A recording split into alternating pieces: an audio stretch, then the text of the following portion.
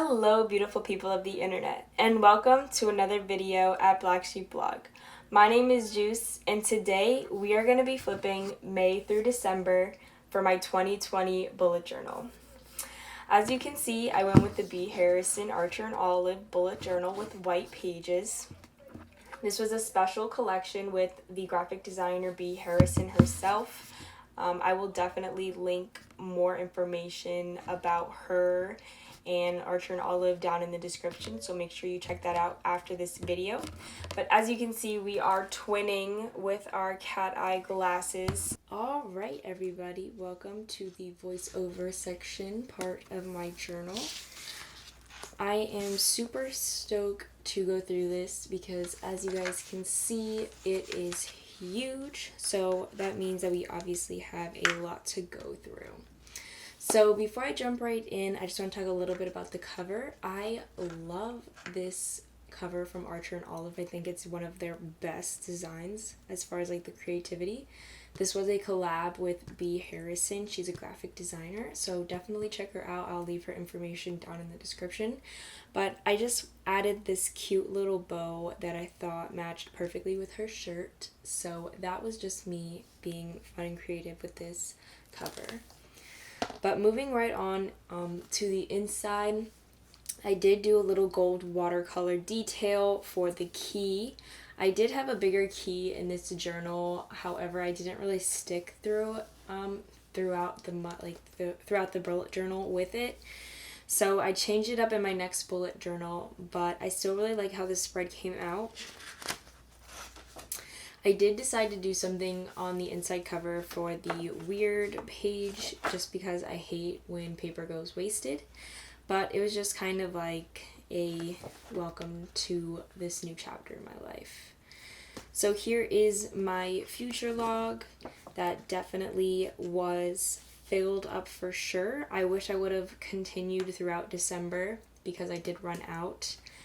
But that is okay because, again, always room for improvement. I did a goals on this page, and then I just have a review time spread, which is just kind of me listing dates when important things happen in my life. Also, I have my monthly memories, which is, again, one of my favorite spreads out of all of the bullet journals that I do, so I always love keeping to this.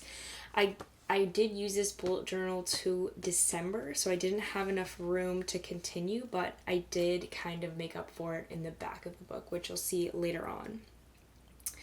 I have a kind of small business spread, not only for my everything for my actual vlog, but also to video ideas and blog post ideas of just brainstorming. Some social media updates that I didn't stick with. Just a blog log, which I really liked, but I wish I could have done more blogs last year. I have not only a Depop platform, but a couple other ones, so I always like to make a list of what I want to sell on there, and also just some sales that I did, just to keep track if it's actually worth it, because there is a lot of time that goes into that project. I had a business expense section, but I didn't really use that. And then I tried to do like a video checklist, but I really want to revise this before putting it into my new bullet journal.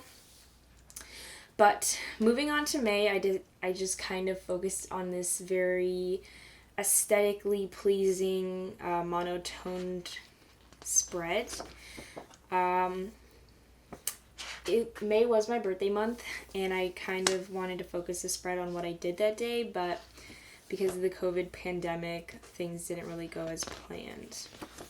But I really loved the spread for this month, just because I felt like I could do so much with it, and it wasn't too hard to actually do. So I also implemented kind of like a summer bucket list because May is, obviously the start of summer. Just kind of brainstorming stuff I wanted to do, even though there was a pandemic. But yeah, didn't really work out. June, I went a little bright. I wanted to do like a fruity kind of summery vibe with all these bright colors. I really liked this doodle a day idea, but I didn't stick with it too much. But I did love the colors and just kind of the fun detailing. Like I did some blueberries. It was all kind of based around fruit. So I also had some oranges and kind of like a color that represented each fruit in a way. But again, super simple. For July, definitely was a big one for me because of the simplicity. I put a little quote in here just saying make it simple but significant, because that's kind of just what I wanted to focus on. I didn't want to have too much time into the creativity of things, but really just, precise on what I actually need to get done in life. And I really love how it turned out, even though it was so minimal. It was really just nice to look at. August, I did a dragonfly theme. This was watercolor that I tried to play with. These are also watercolor, these boxes here, and then just some regular sketches, doodles, and some mild liner highlights. This is all also watercolor. I really loved playing with the greens and browns. As you can see, I really tried to make as many different colors as possible for this month. And I really liked this journaling part. I noticed that a lot when flipping through. So I definitely put that right away in my January spread, which is in my setup. For September, I don't know why, I just really like the color blue, I guess, but I definitely wanted to do like a very simple shapes and symmetrical kind of like get my life together. Hopefully. So for just like some mood trackers, I threw a bunch of shapes on there. All of the headers are pretty much some geometrical form. For the weeklies, I just, highlighted the back to, say which week was which, and just left a long strip for me to not only write, as you can see here, but kind of post, what I want to do and what's happening that day. As you can see, I love throwing random stickers throughout my weeklies. Inktober was so fun. I obviously didn't do a lot of it, but the little bit that I did do, I really liked. October was a crazy month for me, so I didn't give as much love to this monthly as I wanted to, but I still really liked the weeklies most of all because I had like a place for events and things that I wanted to actually do. And you can see things that I need to do can get very busy very quickly. So it was nice to have that difference there. Moving on to November, I did a coffee spread. This was actually done with real coffee. I did some coffee collections of music I was listening to and a Christmas list that I didn't stick with at all. Mood, I know I wasn't going to keep track of my mood this month just because of how crazy it was, so I just said my mood every day was coffee. Some trackers that I kind of wanted to use some stamps with. Brain dump, a gratitude log, and I just set with 1 week on 1 page spread. So not much for November, just some more doodles. But moving on to December, I did a very fun collaborative, scrapbooky kind of feel. I took a lot of magazine clippings and even old wrapping paper to kind of implement the holiday season, as well as some cute holiday decorative washi tape. This is just a cooking recipe that I wanted to do. I never did actually, so that kind of sucks.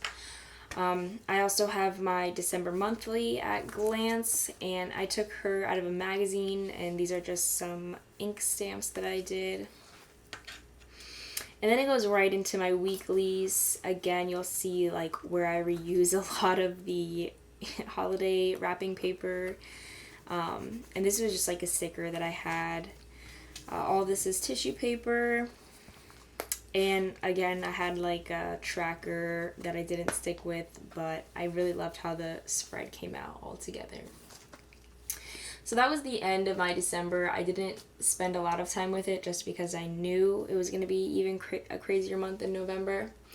But I did go back and do the monthly. So I was missing November and December in the front, and so I just kind of added them onto these two. I have a few things in here from like those months, and just kind of a reflection of what I did with some more wrapping paper and scrap paper. I also did a big move during this bullet journal, so I wanted to kind of dedicate a spread to that accomplishment, and I want to go in and add more things, but this is just kind of what I'm leaving it at right now, and I think it's super cute and matches my style for sure. And then just kind of some random spread, like a dictionary, movies I watched. I got scuba certified during this bullet journal, so I wanted to look at some dive spots. I had done a trip that I needed to make a list for, some weekly planning, journal entries, keeping track of some books I've sold, some wine, and then just some reflections and things like that, places to travel.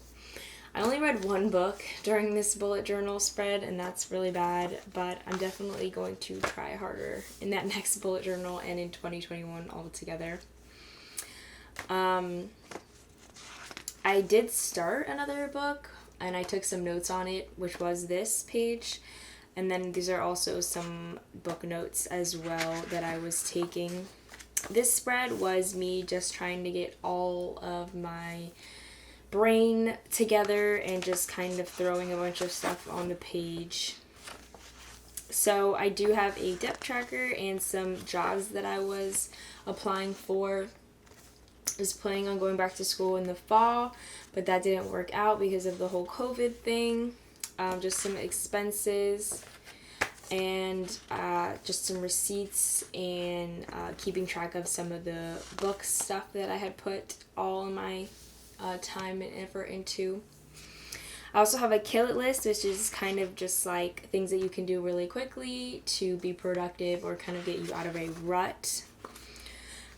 Finished products. I wanted to add more to this, but I kind of forgot about it, not gonna lie.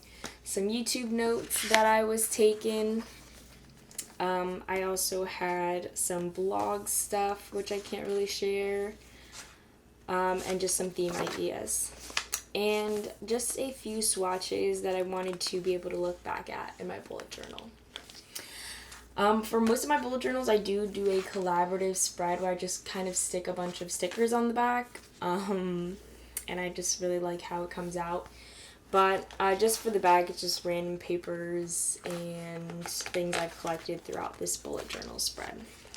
But yeah, that was everything.